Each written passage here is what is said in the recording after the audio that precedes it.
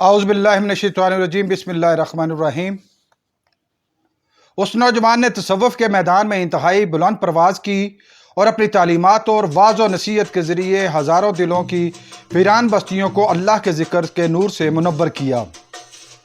मैं साजिद भट्टी और आप देख रहे हैं हमारी सीरीज़ सूफ़ी नामा, और आज हम आपके लिए लेकर आ रहे हैं तसव्वुफ़ के शाहसवार हज़रत जुनैद बगदादी रहमतुल्लाह अलैह के हालात ज़िंदगी के बारे में एक इंतहाई मालूमाती और दिलचस्प वीडियो।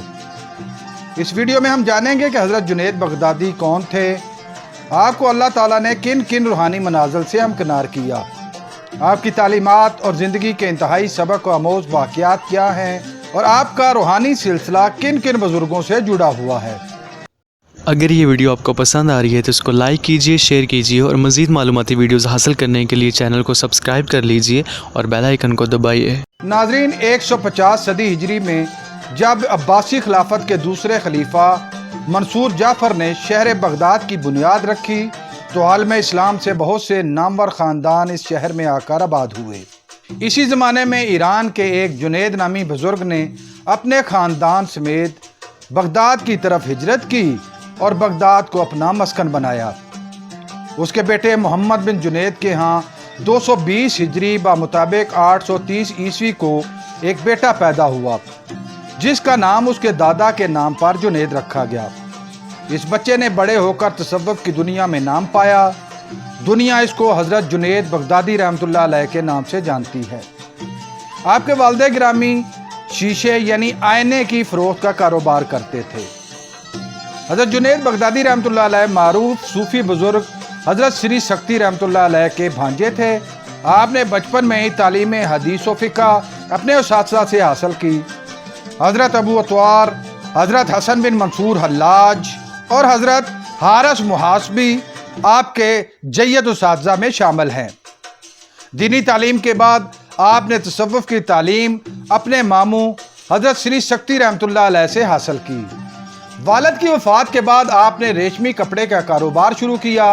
आप दिन भर तजारत करते और रात भर अल्लाह ताला की बारगाह में सजदा रेज़ होकर गिरिया उज़ारी फरमाते।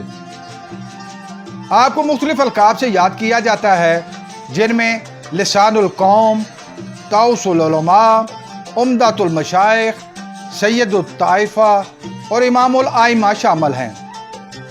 आपके बेटे कासिम की निस्बत से आपकी कुनियत अबू कासिम थी। आपके बारे में मारूफ उलमाए कराम ने कुछ इस तरह के ख्यालात का इजहार किया। हज़रत हाफिज़ अबू नईम फरमाते हैं कि जुनैद उन लोगों में शामिल हैं जिन्होंने शरई इल्म को मजबूत किया। इब्ने तैमिया फरमाते हैं कि जुनैद बगदादी किताब व सुन्नत के शहदाई थे। आप अहले मार्फत में से हैं। इसी तरह हाफिज़ ज़हबी फरमाते हैं कि जुनैद अपने ज़माने के शेखुल आरिफीन और सूफिया के लिए नमूना थे। आप अपने वक़्त के नामवर वली थे। नाज़रीन, जवानी में ही आप तिजारत और इबादत गुजारी के साथ साथ पहलवानी का शगफ भी रखते थे और आपका शुमार बगदाद के नामवर पहलवानों में होता था। ये दौर अब्बासी खलीफा मामूनुर रशीद का दौर था। खलीफा मामूनुर रशीद की इल्म दोस्ती की वजह से उन दिनों बगदाद इल्म और इरफान का मरकज़ था। आप उस ज़माने में शाही पहलवान भी थे। आपको अल्लाह ताला ने ज़ाहिरी और बातिनी उलूम से नवाजा था। आप इंतहाई ज़हीन और हाजिर जवाब थे। आपने अपना सिलसिला तालीम मुकम्मल करने के बाद बाकायदा तौर पर अपने मामू हज़रत श्री सक्ती रहमतुल्लाह अलैह के दस्ते अक़दस पर बैत की और फ्यूज़ात को अपने दामन में समेटा। एक दफ़ा आप एक मजलिस में बैठे थे कि हज़रत श्री सक्ती रहमतुल्लाह अलैह ने सब मुरीदों से सवाल किया कि वो क्या चीज़ है जो किसी भी इंसान की नींद उजाड़ सकती है। किसी मुरीद ने जवाब दिया कि भूख इंसान की नींद खराब करती है। किसी ने कहा कि पानी की तलब और प्यास से इंसान को नींद नहीं आती। हज़रत जुनैद बगदादी रहमतुल्लाह अलैह ने जवाब दिया कि दिलों का ये जान लेना कि अल्लाह ताला को हर इंसान के बारे में सब खबर है, उसकी नींद उजाड़ देता है। आपके जवाब से हज़रत श्री सक्ती रहमतुल्लाह अलैह बहुत खुश हुए और उसके बाद आपको अपने साथ मजालिस में ले जाने लगे। आप अहले बैत की बहुत ज़्यादा तकरीम किया करते थे। एक दफ़ा आप खलीफा के दरबार में मौजूद थे। खलीफा ने तमाम हाज़रीन को मुखातब करके कहा कि आज जुनैद की कुश्ती होगी। कौन है जो जुनैद का मुकाबला करेगा? اور جیتنے والا انعام و کرام پائے گا۔ اس پر ایک دبلا پتلا نوجوان اٹھا اور اس نے آ کر مقابلے کا اعلان کر دیا۔ تمام حاضرین حیران تھے، کہاں جنید جیسا پہلوان اور کہاں یہ دبلا پتلا نوجوان، مقابلہ کیسے ممکن ہے؟ مقابلہ شروع ہوا تو اس نوجوان نے آہستہ سے حضرت جنید بغدادی رحمۃ اللہ علیہ کے کان میں کہا کہ جنید، تم سے ایک بات کرنا چاہتا ہوں۔ آپ نے کہا کہو۔ اس پر اس نوجوان نے کہا کہ میں سید زادہ اور آل رسول ہوں، میرے بچے کئی دنوں سے بھوکے ہیں، کسی کے سامنے ہاتھ نہیں پھیلا سکتا۔ اگر تم آج اپنی عزت اور مقام کو نظر انداز کر کے یہ کشتی میرے حق میں ہار جاؤ تو انعام کی رقم سے میں بچوں کی خوراک کا بندوبست کر لوں گا۔ اس پر حضرت جنید بغدادی رحمۃ اللہ علیہ نے فرمایا کہ میرے لیے اس سے سنہری موقع کیا ہوگا کہ میں اپنے آقا و مولا نبی مکرم صلی اللہ علیہ وآلہ وسلم کی بارگاہ میں سرخرو ہو سکوں۔ پھر کشتی شروع ہوئی۔ حضرت جنید بغدادی رحمۃ اللہ علیہ نے پہلے مقابلہ کیا مگر اپنا پورا زور نہ لگایا اور آخر اس نوجوان کے سامنے زیر ہو گئے۔ نوجوان کو فتح پر کثیر انعام ملا جس کو لے کر وہ چلا گیا۔ تمام لوگ حضرت جنید بغدادی رحمۃ اللہ علیہ کی شکست پر حیران تھے۔ رات کو آپ کے خواب میں نبی مکرم صلی اللہ علیہ وسلم تشریف لاتے ہیں اور آپ خوشی سے حضرت جنید بغدادی کو گلے لگا کر کہتے ہیں کہ جنید، آج تم نے اپنے نام اور وقار کی پرواہ کیے بغیر میری آل کے وقار میں اضافہ کیا ہے۔ آج سے تمہارا نام اولیاء اللہ کی لسٹ میں لکھ دیا ہے۔ حضرت جنید بغدادی رحمۃ اللہ علیہ فرماتے ہیں کہ اس کے بعد روحانیت اور تصوف کے وہ اسرار میرے سامنے کھلے کہ سب کچھ اشکار ہو گیا۔ آپ انتہائی پرہیزگار شخصیت کے مالک تھے۔ قرآن پاک کی تلاوت اور نوافل کی ادائیگی آپ کا روزانہ کا معمول تھا۔ آپ انتہائی پیارے انداز میں لوگوں کو نصیحت فرماتے، لوگ آپ سے رہنمائی کے لیے دور دور سے چل کر آتے تھے۔ آپ نے تصوف میں جاری طریقہ کار کو تبدیل کر دیا۔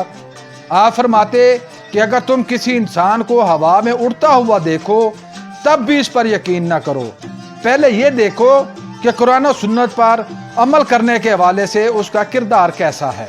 ایک دفعہ آپ ایک مجلس میں بیٹھے تھے کہ آپ کے ایک مرید نے سوال کیا، حضرت انسان اپنے اندر کیا اوصاف پیدا کر لے کہ اس کو اللہ کی بارگاہ میں قرب ملے؟ آپ نے جواب میں فرمایا کہ اللہ تعالیٰ کے قرب کے لیے ضروری ہے کہ انسان اپنے اندر یہ 8 اوصاف پیدا کر لے، یعنی سخاوت، رضا، صبر، خاموشی، غربت، گدڑی، سیاحت اور فقر۔ اس کی تفصیل بیان کرتے ہوئے آپ نے فرمایا کہ انسان کے اندر سخاوت حضرت ابراہیم علیہ السلام جیسی ہو، رضا حضرت اسماعیل علیہ السلام کی طرح جب انہوں نے اللہ کی رضا کی خاطر اپنی گردن پیش کر دی، صبر حضرت ایوب علیہ السلام جیسا جنہوں نے بیماری کی حالت میں اللہ تعالیٰ کی رضا میں صبر کے دامن کو تھامے رکھا، خاموشی اور اشارہ حضرت زکریا علیہ السلام جیسا جنہوں نے کئی دنوں تک خاموش رہ کر محض اشاروں سے باتیں کی، قربت یعنی بیگانگی حضرت یحییٰ علیہ السلام جیسی جنہوں نے اللہ کی رضا کی خاطر اپنے خاندان کے لوگوں کی طرف بھی رغبت نہ کی، سیاحت و بے نیازی حضرت عیسیٰ علیہ السلام جیسی، گدڑی یعنی عاجزی حضرت موسیٰ علیہ السلام جیسی جو شاہی لباس نہ پہنتے تھے بلکہ ایک عام سا فقیرانہ لباس زیب تن کرتے تھے، اور فقر نبی آخر الزمان حضرت محمد مصطفیٰ صلی اللہ علیہ وآلہ وسلم جیسا کہ اختیار ہونے کے باوجود بھی آپ اکثر فاقوں کے ساتھ رہتے تھے۔ حضرت جنید بغدادی رحمۃ اللہ علیہ کے بارے میں روایت ہے کہ اگر دوران نماز آپ کو دنیا کا خیال آتا تو آپ نماز کو دہراتے تھے، اور جنت کا خیال آتا تو سجدہ سہو فرماتے تھے۔ آپ کا سلسلہ شیوخ کچھ یوں ہے: حضرت سری شکتی رحمۃ اللہ علیہ، حضرت شیخ اسد الدین معروف کرخی رحمۃ اللہ علیہ، حضرت شیخ ابو سلیمان داؤد طائی رحمۃ اللہ علیہ، حضرت خواجہ ابو النصر حبیب اجمی رحمۃ اللہ علیہ، حضرت خواجہ حسن بصری رحمۃ اللہ علیہ، حضرت سیدنا علی بن ابو طالب رضی اللہ تعالی عنہ، اور خاتم النبیین حضرت محمد مصطفیٰ صلی اللہ علیہ وآلہ وسلم۔ آپ کے خلفاء میں سے حضرت ابو بکر شبلی، حضرت شیخ احمد ابو علی رودباری، हज़रत शेख करीमुद्दीन ममशाद, हज़रत शेख अबू मोहम्मद अब्दुल्ला मुर्ताश और हज़रत शेख अबू मोहम्मद हुरैरी शामिल हैं। 90 या 91 बरस की उम्र में आपका वक्त विसाल आया तो आप कुरान पाक की तिलावत फरमा रहे थे।